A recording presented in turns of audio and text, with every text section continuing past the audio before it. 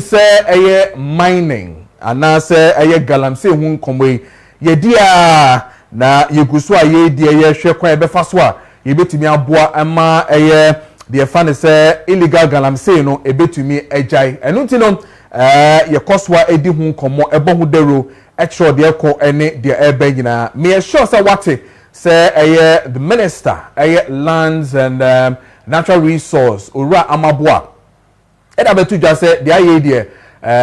esefata say sisi ano yen river ene ye forest zones ni nyina no wa declare ni nyina as national security zones eno sa no na chese obia enko honom eno sa no wa oba attempt say obekọ honom no ebe ha dwene ye pa military and afi so omo a sefata say so domo ko bo ho ban senior national security zones bia ye no no sa pepepe and aban no etu no ho esi wo so oba beye enti no all the river bodies are ye nyina and afi so forest zones are ye nyina no has been declared national security zones we any state of emergency we a national security zone na aban ne ka kire say de aye no de o de eye hihye bi na ato ho eni nti no obo no homoden se obetumi aboa ama eye sa anti I say galamsey ni nyina no sebi ye bejai na ye nsuo na fa so ye duane ene eye yen soil eniema sebio ye de hyefo ma ye dua na ye so ye di aye koya no bia no ebetumi adi mu me no kasa sesi no last week or so me ka kire wo say ya nye careful a eduane a yedie eduane a ye maamenom efa efi eye certain regions eba ye Greater Accra omo wa Ashanti region, Western region, Central region, Eastern region, even Savannah a sebio mu edua eye nuaba ma ya yeso yedi ekoye yemu no ya nye careful a ye full security ebe ye problem meka ho asem na meka ho asem no na ofo se bia media agro na enso no sisi amene wo kase or how kase pa and ababeto yeso ewo omemu hanam especially with our full security and our face so yensuo asebi ye benom kra no ho aka yie pa na no na dwumeko bi from Pure Earth and our face so environmental protection agency EPA aye wonderful assessment bi a ene ye ba be di hu komo yie pa me ba be tro de eko ene de eba ye hu meno ka say ayehu pa yensuo ayenom in certain part of this country no eho asem no ka no ayedin ye pa na EPA and afi so Pure Earth for any artisanal and small scale gold mining in Ghana eho enkomo hana say ho enomo call ya omoko cheke sanyema we nyina especially baby ayetu egudie no illegally omo edi ensuo ene sebio almost say from ho ene chemicals omo use aye freno mercury and afi so arsenic chemicals baby aye use nyina no effect no the echo ene the eba enti sa wo hwe the echo so wa wo radio so no obetemi kan afi so wo Facebook no ko Kessben 92.9 Kessben 92.9 na obenya wo Facebook na wa hwe the me catch and report no aba akodi minister nsem no we also have a copy exclusive and ye pese ye de ema mo na mu problem illegal mining no ekoso ewo Ghana memu hanom na omo use the date of August 2024 to September 2025 and na omo ye medical catch say Pure Earth for NFA so EPA for na edi sa adwuma die we a omo check ye how mercury NFA so other chemicals a yedi tu agudie no na ye wie a ye use yankasa yensuo no ene ye nsase no enema omodigum chemicals no omodigum no ho effect ene ho susuanso a de ebre no na ye hwe sesia no se na medi kan no omo ye a very good assessment omo ne EPA na omo assessment no mo ye no mo check toxic metals sebi yedi tu agudie no from ho the effect emmanuel no eno ho komo na me no edc and me catch us omo ne artisanal and small scale gold mining in Ghana ASGM4 sites and omo koye. It is small scale for no baby omo tu omo gudie no ehonom and omo koye sa research no person may tiasie ehun sunsuanso no when ye large scale for there no na mmom no small scale for no omo aye say omo too small scale na nye penyimfo na kakraka na omo eye de sane de fatanite ho and omo koye no omo ko check ye no they had a specific objective na omo objective ne say no person mo check eye toxic how a form any ensuo no asay ni indro bone akomu ye fe bibi toxic metals mo amoye science mo so amonim ade kakra no se ye ka show say metals na ya na mo nche na mfa mani ehu na mbom no endro na mo use omo de upon gold no ho no ekomu a gold na kasa mu ni ye metal ekọ eye nsase ni ni ye nsuo ni mu a ha adwene ye pa na mo check ye mfra ma sabi ye home omo check ye nsuo ye home sorry ye nom and omo check crops nnuane ba ye die egu ye yam ti se kontomre carrot cassava ene dia ka gina and omo check fish sabi na ma ye yi ewo nsuo mu a sabi ye de koye num ye di ma ye so nya hoɔden no eno ho na omo ko check ye into soil water crops and afi so fish and omo check ye ewo sa bron no ya ma bebo so enche ama wo no na definitely omo priority was to check say contamination level say ehun kan na aka no level no etesen as nipa edia obewu na so say enye no alarming food security we dey anka bi be ka say anka food security friends national security zone no anka sisi ade bebia enam ene ensuo ene sabio eduane ye die efisa brono no eba other regions ni nyina no yes stop it and so say yenye ne den omo ho atemamufo no mote sa region ni mu no so no omo enye den no be so mo san te ase se mercury na omo ede ye gold no ho adwuma no ene yeduane sem no akwakosi san eno ho enkomo ena ne ye ba bedie no as to which regions omo ko ye nyina no ye ba bedi hu enkomo ye pa na omo check omo nyum on person omo ye nyina no omo ko regions na wo hwe board ne so a baby resport ni woni nyina no baby omo ko ya omo ko check how effective and say how serious issue na ye di hu komo sisi ano etie these regions na me di hu komo melesty regions ni nyina ma bremo no de me pesa me chon say wo hwe map ne so a baby gold tuo pa no ana omo ko ho no omo ko check sa de ni nyina and indeed regions no omo ko no omo ko check ye no omo check from eastern region, western region, Ashanti region, central region, western north and after savannah regions sa bronu ya na sa regions ya me boss these are the areas one map no so na aye dotted red na make sure no danger na wo ho no ehonom na omo koye omo research no and so omo adwuma no omo koye ho no omo koye no omo check purposes am be ka kire wo no metals no mercury ne enemo omo use de ye gold no and afi so hazard omo koso ama environment no enho adwuma and omo ekoye no and that those were the things that me ka kire initially before this one now shebiwa obenwu say EPA ni mpemfo ni bi pure earth for ni bi ejina ho no broni no and afi so maami bibini no mo jina ho mo kra fidi a omo check the content we mframa de no na omo check sisi a now omo check a omo use GPS recording so real time we nye baaku bi a obeye kire na wotwe ansa na wahu de obese woko no we no real time machines and omo use equipment papa and omo use omo de ye the first one that we're doing was a mercury vapor sampling na no dwumadie bi a wo ye machine no ene kra no mo show Facebook 92.9 no obehu machine de kra abayewa no na broni ni gyan ne nche omo de check how your friend omo tumi ye analysis of mercury the content of mercury etumi assay both your friend say in terms of air make sure so omo hwe inframem omo hwe crops na omo hwe yensuo mu nyina no sa machine no omo use de ye sa adwumadi a me no ka ho asemi me very interesting na omo ye no Ashanti region no omo ko Konongo Odumase Konongo Zongo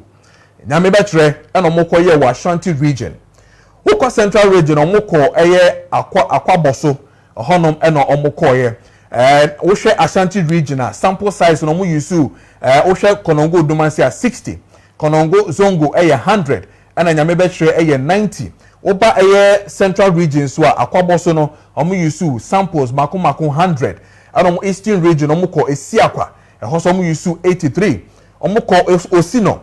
bebia eye owura makati edi ho dwuma aboho ndero bebebe no osino hoso omo yusu 110 samples and omo yusu ye okọ savannah regional omoko eye dakrupe omo yusu 106 and afi so okọ eye tinga omo yusu 140 saso and okọ western north lake aponsa omo yusu sample of 80 western region prisia omo yusu 76 and afi so wasa kenyako omo yusu 100 samples. So what it tells you is say omo aye adwuma, they give us all the sample size omo de kwakọ ye adwuma, therefore the probability say omo benya de send de fata no very great eno ehwo adwuma na omo ye no. Now yen hwe yen suo ene kwan omo fa so omo hu de ekoso ewo yen suo mu enti brono a mebobo so kire wo nyina ewo that 6 regions no ehonom ena omo kọ ye sa adwumadie we nyina no omo ye no ye water sample no omo esose eye water bodies na omo ekọ ho kọ hwe ye ne dia na eye boreholes wells ena fe so eye ensuo etene efa eye important ho nyina no eno ena omo eyusu ye na honom no mko fa samples ne so omo de go bottle mu preserve ye e be ice no omo de call lab to really check the content any edro any yare any metals akọ eye ensuo ni mu no eno ho adwuma ena omo koye no obehu se ensuo ni bi ana eye mante no omo ye research no omo esa efi eye ensuo na sisi aye brown se kokoi ena omo esa bie no omo de akọ lab no omo akọ check how yensuo no metals akom enu nti no se ebedupo na se ye dane no po ama ya nomo a eho sunsuanso no kra no etisen eno ena hu sisi a no ana moko eye yenuane eso enuane ne so no obehu se eye mfoni no eda hono a abrantie ne ababawa no akuto fom mo check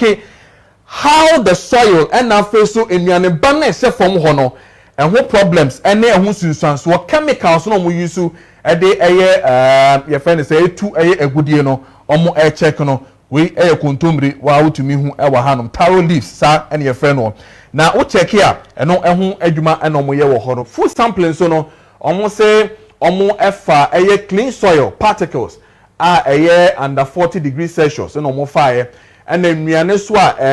omo group ye omo fa omo kwakọ ye mu hwehwemu eye legumes root and afesu tuber eno no te se banche bayede mankan ni de aka nyina vegetables and afesu eye atosode fruits and also omo fa se omo kwakọ hwe hawa ombetimi aye nti wo hwe eye mfoni na uhu tomatoes uhu eye cucumber uhu tomatoes uhu eye legume uhu onions uhu de aka nyina fruit bia na vegetables bia bese uhu bia bebia ye due especially western region the Ashanti region and afa so eye central region bia nnuane ni fiba no ehonom eno moko check ni nyina nti ntrowa ni moko ni jene ni de aka nyina omo eko check ni nyina efa samples ni bi efa samples no ede ye de sese omo ede ye etu so hwe eye jene wo hwe eye de aka nyina so say problem ewo ho so say problems in ho ankomo nkoye sa dwumadie we nyina ewo horom tomatoes ene egu honom na uhu sesia no jene ene eye garlic ene de aka nyina no omo ko check sa samples ni nyina ewo honom. It's interesting now wo check eye enam fish sample no omo ye no so omo target eye 7 samples of eye fish enam eye wi ya ena omo sample ye no mo sample ye no mo de call ye no eno ho nkomo ena ho wa ha no ena omo label eye enam no ebi tilapia ebi ye hwan enam bia wonim se eye these regions produce efi eye omunsuom ye de ba eye nkramemu ha ene eye other regions na sebe ye wi na no omo ekoye ho samples omo ko 5 bi ekoye ho samples omo de ho sunsuanso ene de aka nyina no ebedan ne no ene yekoso sesia laboratory okoye no omukọ check ye no omukọ Zongo site honom no omukọ Eastern region Savannah Western and also Western North and the Central region nyina no these are the food crops on fire numbers and the soil on fire samples on fire nyina no data a omode call lab and who nyina and omode ato ha no figures ni nyina and who ewa ha no no figures no does ye pa but it tells you say they've done enough job to really check and tell us say the ekoso ewo ye mining sectors no the ekoso ewo eye bebia ye tu eye agudie no ha adwene ye ebekuyen in the later days no yare ene ohawa e de bebreye insusan so e de bebreye wo mamu ha no e doso ye pa ene ho komo na ye di sisia no now check this omukoye no omukọ check na lab eye bibia wie ye no won say lab djuma so wie the results ebro results no mo de bre wo no very very strange now share omo check eye soil na ye dua eye nnuane ni wo mu no for instance eye Konongo Zongo Ashanti region be catch us omo for samples ni bi wo honom na omo e de koye omo check ye no omo catch say ensase no eye highly contaminated with mercury highly contaminated with mercury because of the galamsey na cause one. What it means is that say assassin po highly contaminated when it comes to mercury there. What it means is that say would you adie anasabi enuane ehye form sesia what is going to happen is say be very highly contaminated aduane na ye dey brown no make catch us some use tubers omo use jenene fruits abanyina no de efi form banyina no de dey yesi use ogu so enyini efi form banyina no assassino is contaminated highly in mercury which is serious yanya careful de tiane say aduane bi ebedi bia no we have a high level of mercury metals in them the hydrogen ye bemu ayare isusanso no edoso so you can imagine enuane efi eye Konongo eba any exporter anaso beka ye di fi eye Konongo bedun kran ye di fi Konongo eko eye Ashanti region Kumasi ne Mampone de akanyina ye di fi hono makọ eye north any de akanyina highly contaminated with mercury hydrogen now Konongo Odumase omo checke Pristia checke your friend said the group was Savannah Pristia in Western region hono so omo checke ye no omo say we have a potential health risk which is serious see ka cho say obi Accra anase Borno na ebebo so no very potential in health risk e cho say eniema ensem fata enema agudie no amode aye nyina wo from ho enuane ebedi enyina no health risk what it means is that sankamban no very careful obeka sure say sa mpotemia me boss yi Konongo Dumase Pristia in Western region the group in Savannah no anka enuane efi ho ba anka timemufo no moti ho no kra no by this time can see a stop mumu eduane omudi nyina ni embomo etna se ni ehwehwemu yie because me no ka say day in day out there's potential high risk of health was abrono no so what it means again is that aban ebesan tiska aban ebesan kobiom na wakwakode sika kwakwehye health ewo hon cost ema oman no yeteki ensuo ewo esiakwa lake aponsa and afeso nyame betra what it tells you is so almost say we dey ehu yie pa or say 10 times above the limit, and it poses risk to water bodies and aquatic ecosystems. This is serious. When you get or say 10 times above, just say a tumupo, the normal routine no crown and keso who say yes you know sabinka emu ebe akono emu be healthy near to me anono abroso 10 times dangerous. Ama ensure sabi enam honoma yedibi enom yedibi edua enduabaye no na face no sabi ye ka se aquatic ecosystem a fish ene emu a sabi omso omotena ensuo mu no they are at a higher risk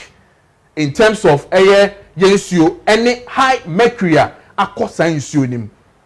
na se yetno manim na se yese ya ehun sunsanso no etesen se sia ne ye fishes omanwu a omo de yare na ebre yen because ye beko akɔche ne akɔfie ne akɔnoa ye de ofufuo ye de ye nkwan ye de ye aduane mankwala mpanyimfuo high risk na ye de ema ye hu sisia no so wo check enframa so a enframa no ose wasa Kenyako in the western region ohonom eno mo ko check the level of mercury no so no ohonom no mo check no so no ade a ano din ye pa what it tells you is say enframa kra na ye home e wo sa Borno way in western region wasa area ho nyina mo ye high risk enframa no kra mo home kra no problem ewum so it tells you say galamsey is not just about say ensuo ni keke na say no. It is not just about say yenam ene ye friend say yensuo pe na say yo enframa kra wo home kra no sa area mu hon potem hofo nyina no mo e wo problem isane say home na mo home no nkan say mo home ade papa egumumu na enso no it is the opposite way eno ehun komo na wa hasisia no now o check fish nam ewo site ni nyina remember me catch us on ko yes 6 regions all the 6 regions no mo ko ye nyina no this is what they saw mercury now we check no almost say you within safe limit however sample size is insufficient for conclusive findings what it tells you is in say omakwa check bibia we are within senior ye ho beto ye kakra in terms of ye di sa enam na ye ho beto ye kakra but omun to be nkyerɛ say sample size no omode call ye no omun concluding wie ye but eno kra no so no dangerous so omo back no be ka kyerɛ say sample size no omode call ye nyina no highly infected what it means is that enam bia ye re was 6 regions nyina no potential risk ema nipadua no yare eni owu ena beto ye or check food crops now food crops no check here no what the sunflower food crops no I mean he has potentially given you areas no ko ye nyina no and it tells you food crops or check kontomire tomatoes and afi so or check other specific areas no or detect any nyina no show say high risk in terms of mercury na egumu no ano odin ye pa it is kontomire ye tomatoes ene de ton ewo dwaso nyina no se ye check omokwa check ye eno mahu say mercury na ewo no ano odene ekosro and it is serious because if they are telling you say omo dictate high risk mercury in it na just adena no hye so we check other ones now yenko the other ones no in terms of food crops now it tells you that adeno ekosru ye pa I mean even if you check soil omo check wo savanna honoma dagrupe honoma it tells you say enyema ensheda enko ye wo honom ohokra so no omo kire say area honom nyina no local area ho nyina no risk no ano edin ye pa wo honom wo check ensuo wo esi akwaso a and also show the same thing significant health risk due to exceedance of national water safety standards. That just a chronicle say team yensuo apart from some mercury ni prano etete standards in terms of professional water standards safety standards it is like use wo nyina no yensu sade ni nyina ama niema ensheda enkoyie when it comes to yensuo for instance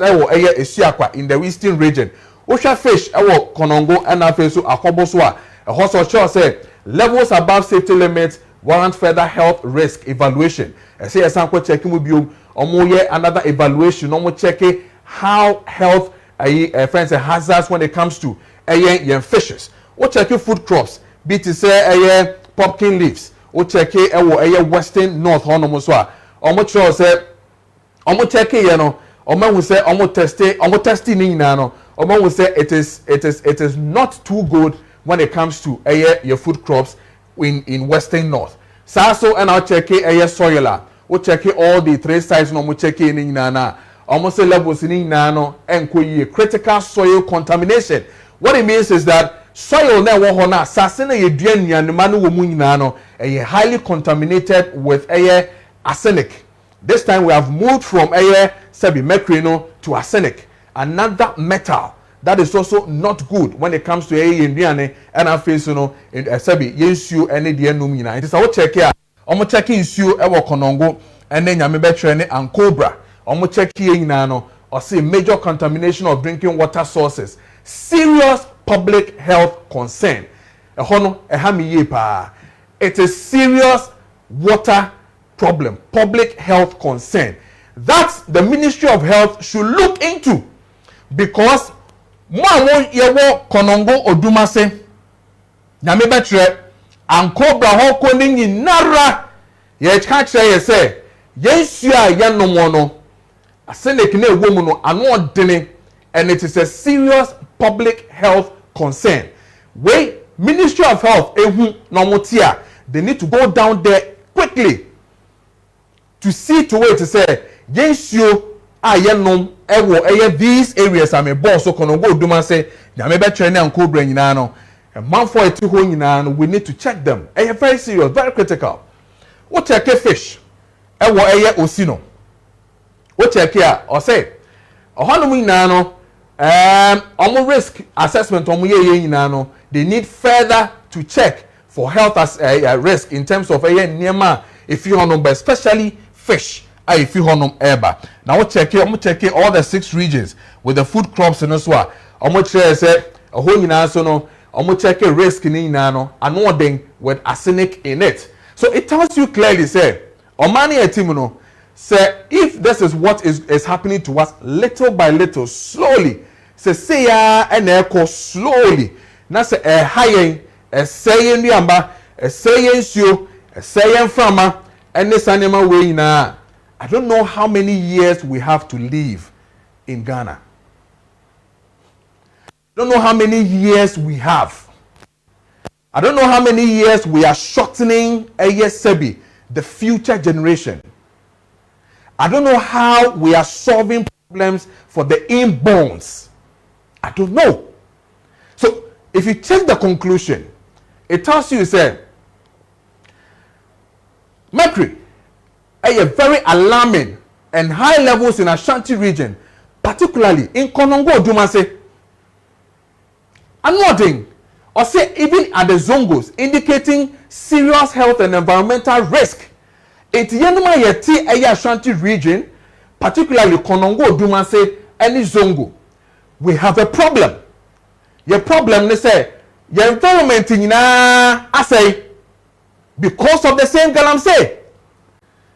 Your health, a problem. And I will not doubt it.